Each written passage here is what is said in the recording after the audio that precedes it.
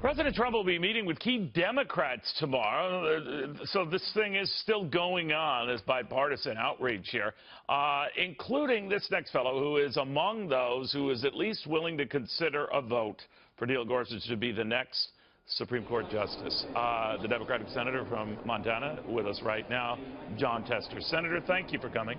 Hey, Neil, it's a pleasure to be with you. Thank you. Same here. You are meeting with the president. Did he request the meeting? Maybe enlighten me. Yeah. No, he requested a number of us. I don't really know who all is going over, but my guess is there's probably 8 or 10 of us heading over. I'm sure we're going to talk about a myriad of issues, including Neil Gorsuch. I'm going to talk to him about some problems that we've been having in Montana with Medicare and communication between CMS, the Medicare agency, and my office. And I'm also going to talk to him a little bit about the hiring freeze as it applies to the VA and veterans benefits, because we've got that backlog that we need to cut down.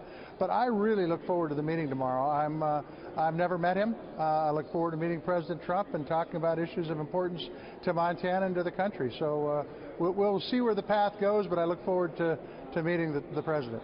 You know, it comes at a time, sir, I'm sure you're aware of all the dust up over Elizabeth Warren and not being able to speak on the Senate floor, and then many of your colleagues quoting the same letter she was not allowed to quote to on the Senate floor, back and forth.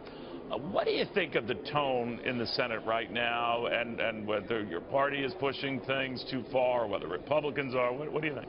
Well, I don't think the tone is good. I think people, quite frankly, are sick of the shenanigans in Washington, D.C., and have been for some time.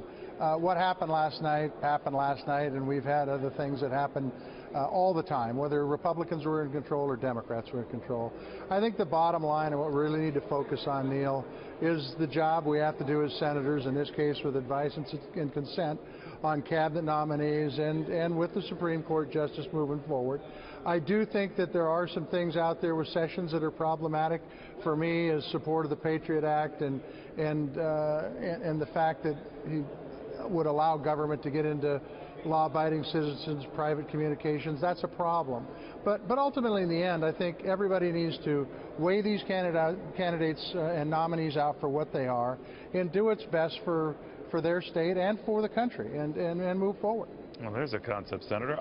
Let me get your read. I know there are 8 or 9 like you, Democratic senators, who are open to hearing out Judge Gorsuch, yes. But many of your colleagues are still wincing about the way Republicans, they say, treated Barack Obama's Supreme Court pick, Merrick Garland, about a year ago, and that they're not letting that go. What do you say to them?